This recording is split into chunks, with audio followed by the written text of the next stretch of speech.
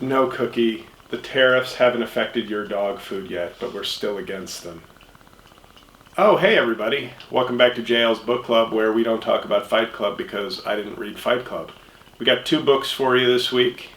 Also this month, because I don't do a weekly show. It's been a little while since I mistakenly said weekly. I wish I had the time to do a weekly book review show. You know, I'd probably be blind from all the reading, but you guys would be getting a lot more content. But I'm quick to this one because I just traveled cross country both ways by train, so I had a lot of time to read and re-injure the shoulder. So let's just hope this isn't a recurrence of the last time I hurt my shoulder on a train. It was after my second surgery, headed to Chicago, and I called my cinematographer in the middle of the night, almost in tears, because I was questioning, why am I going to do a comedy show in Chicago when I'm in excruciating pain after my second shoulder surgery? And that was part of for addicts, that would be a rock bottom moment. You know, that's the sucking a dick in an alleyway for a crackhead equivalent of doing comedy. It's like, I'm going to not make a profit, but at least I'm in excruciating pain on a cross-country trip.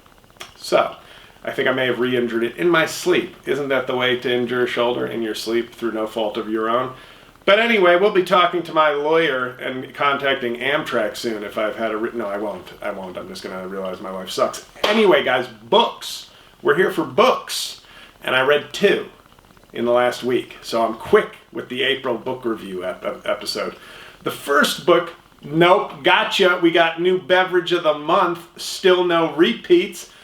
My cinematographer, when we were driving from Vegas to LA, insisted that we stop at some place called Alien Beef Jerky. It looked like a theme park with no rides. It was multiple big structures themed entirely around aliens. And she was like, I hear this is really good beef jerky. And I said, okay, I've never had beef jerky, but I'm thrilled to have the best, I guess. So we go into the place, we get some beef jerky. It was pretty good. Teriyaki beef jerky. But a lot of people just stop there. So whoever their marketing people are, can I get your phone number? Because I have a comedy career that nobody cares about. I'd love for my comedy career to have 1/10 the success as spaceship, alien, middle of nowhere, Nevada or California, can't remember if we crossed the border, beef jerky. But cinematographer always eyeing for ways to buff up the content. Notice some drinks that might make for good beverages of the month. So for the next 2 months, you're going to have alien beef jerky sold beverages. And the one this week is Bob Ross, The Joy of Calm.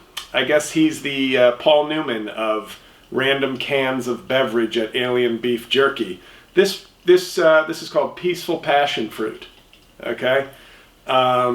Which is also what you'll see a lot of at some of these radical left protests, am I right? Some peaceful fruits. That's a joke, guys. I gotta reach out to both sides, okay? But this is a calming, sparkling beverage. See, I don't know if she got it because it was funny or if she said, you know, I know somebody in my life who could use a calming, sparkling beverage. And I said, don't fucking talk to me like that. And then I realized, oh, that's why. So, Bob Ross, you are missed, R.I.P., Happy Little Clouds. I'm more of an angry rainstorm kind of guy. But 2 books, guys, we're done. That's your beverage of the week. Month. So, first book was a New York Times #1 bestseller a couple of weeks ago, thanks in part to me. But it's Careless People by Sarah Wynn-Williams. And Careless People, a cautionary tale of power, greed, and lost idealism, a memoir. Careless People, of course, the original title of George Michael's power ballad, Careless Whisper. That's not true, but didn't I say it with authority?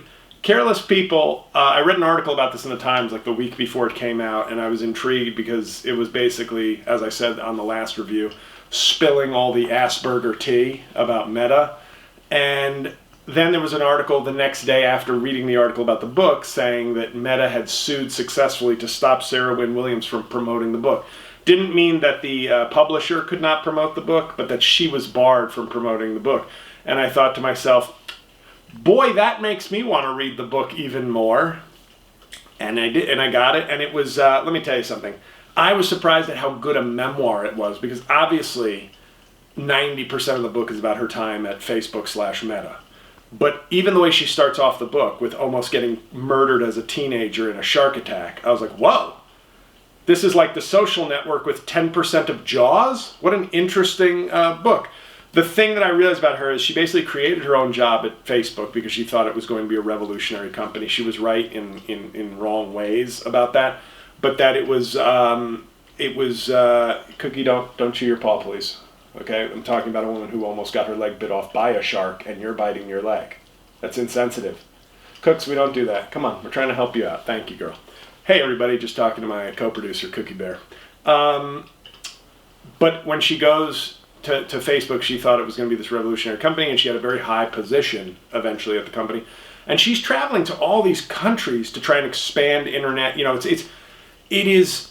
it's crazy the sort of adventure that her job was, because you would think of her as just some tech person trying to, you know, mentally abuse children and you know, like the good foundational stuff of social media.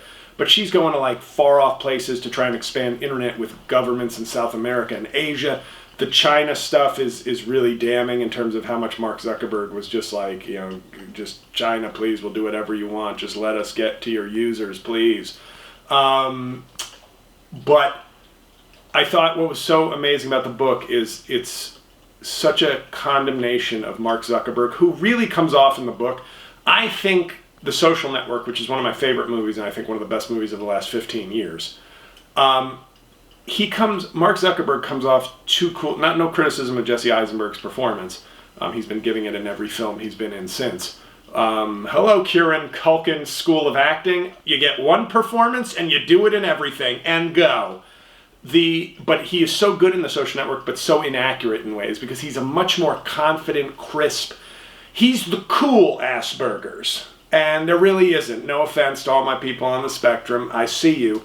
But there really isn't. Like, Zuckerberg really comes off as one part Trump, one part Elon Musk in this book. And I mean that in mostly bad ways. The delusions of grandeur, the ambitions for politics after the 2016 election. It's really, Zuckerberg comes off really poorly in this book as a person. But the person who may come off worse, and maybe it's because Sarah Wynn-Williams had more animosity towards this person because she bought into her women-powered lean-in shtick. Sheryl Sandberg, I think, comes off even worse in this book, who's, I think, is or was like sort of the chief operating officer of Facebook or Meta. I don't know how they've restructured things, but she became very well known as this kind of big-time sort of you-can-have-it-all woman's leader for a new woman in the 21st century. So I have a passage about her from the book that I will read. That'll be your passage from this one. But here we go. So they're on a flight. We're back from Davos. Okay, they're on a flight back from Davos. That's where all the financial people meet and metaphorically or literally jerk each other off and are like, aren't we saving the world? And look how great we are.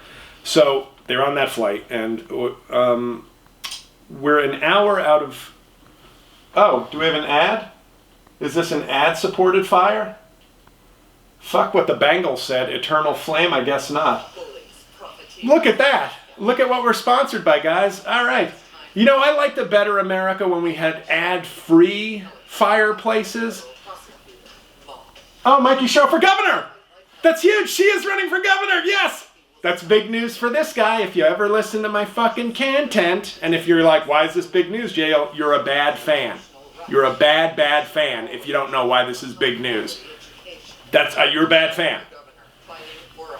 Okay, it's what a great way to find out that it's now official. Okay.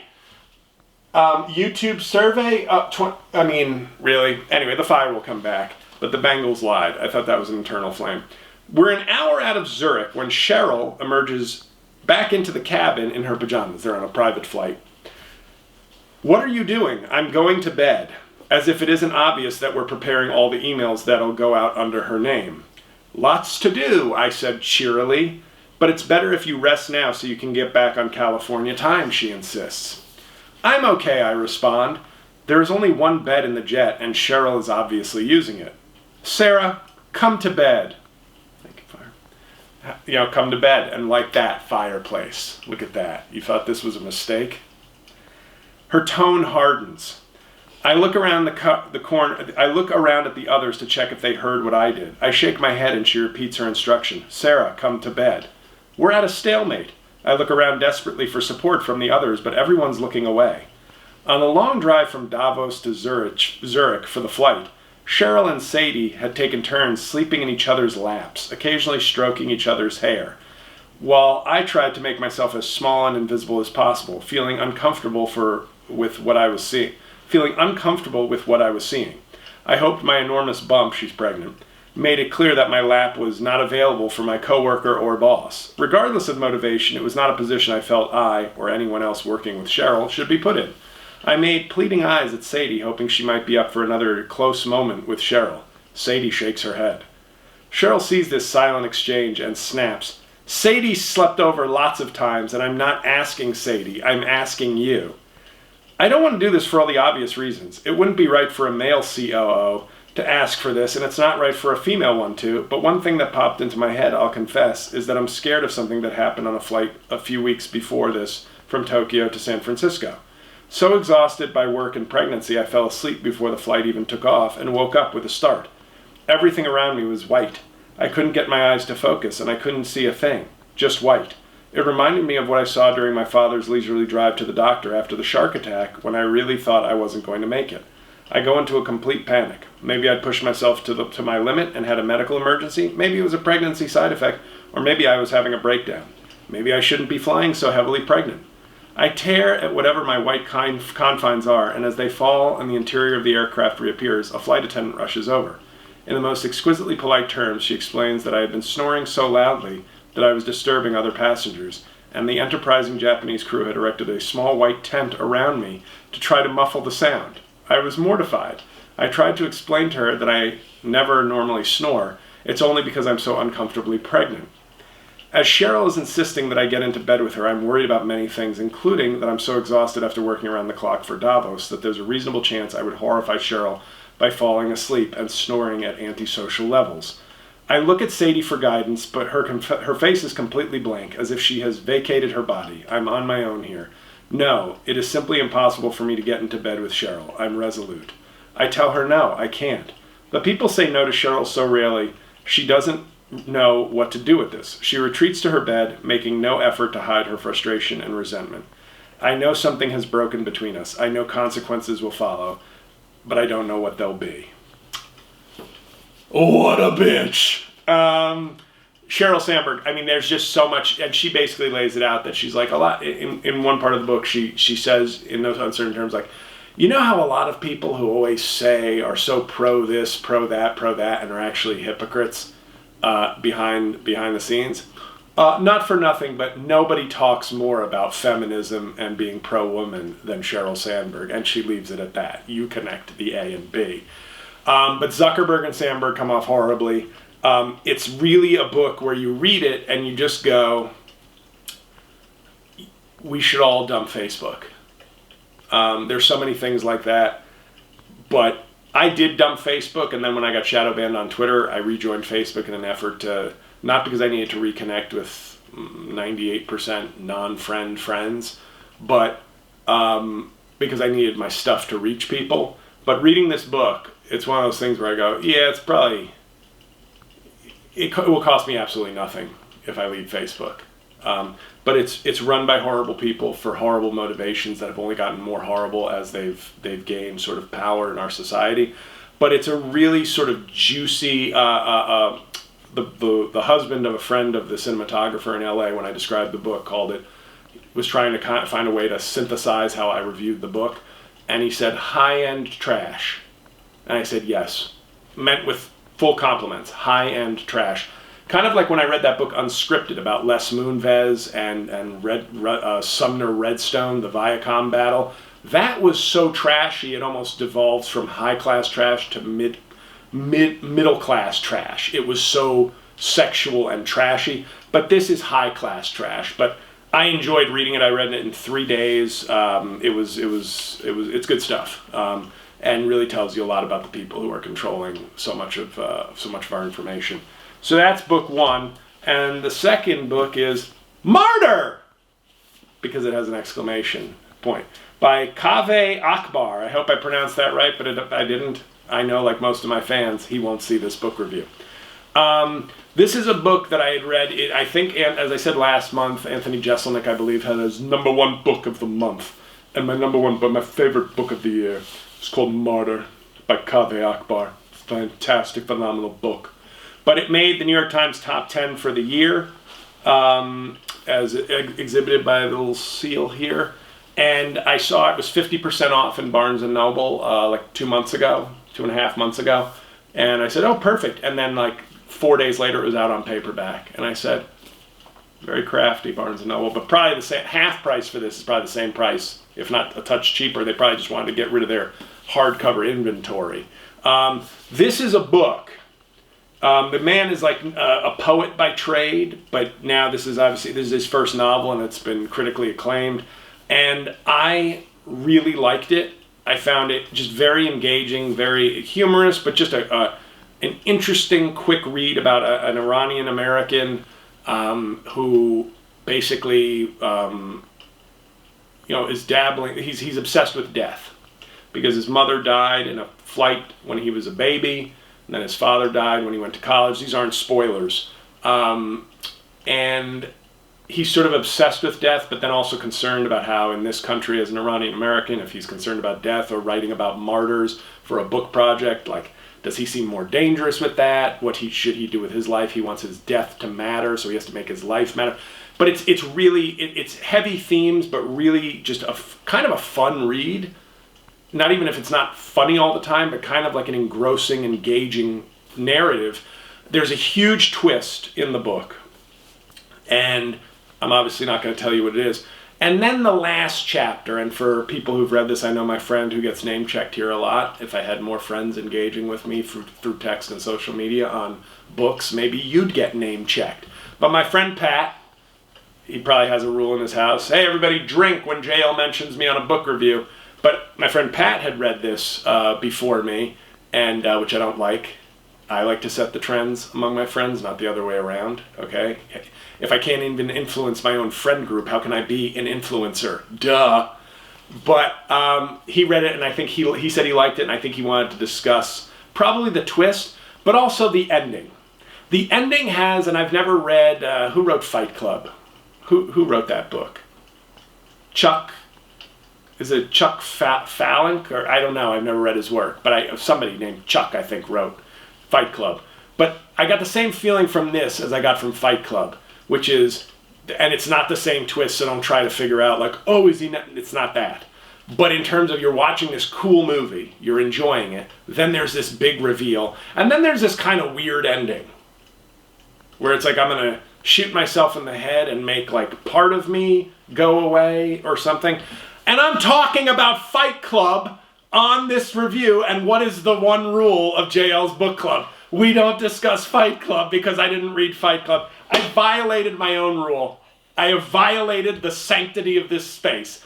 But I'm not discussing the book Fight Club or the club that fights, but the movie Fight Club, Cornel West. But the last chapter of the book is this kind of surreal, is it a dream? Is it real? Is it what? And it's one of those things that I was like, you had me with a novel, and then you got all literature at the end, if you know what I mean. You got all, I guess I've got to go to English class and have the professor break down what the ending is supposed to mean or how we're supposed to interpret the ending. And I was like, for 95%, you had an engrossing novel that, Joe Schmo, happens to be very smart, could understand, and then you tipped into literature at the end, and I was like, damn it.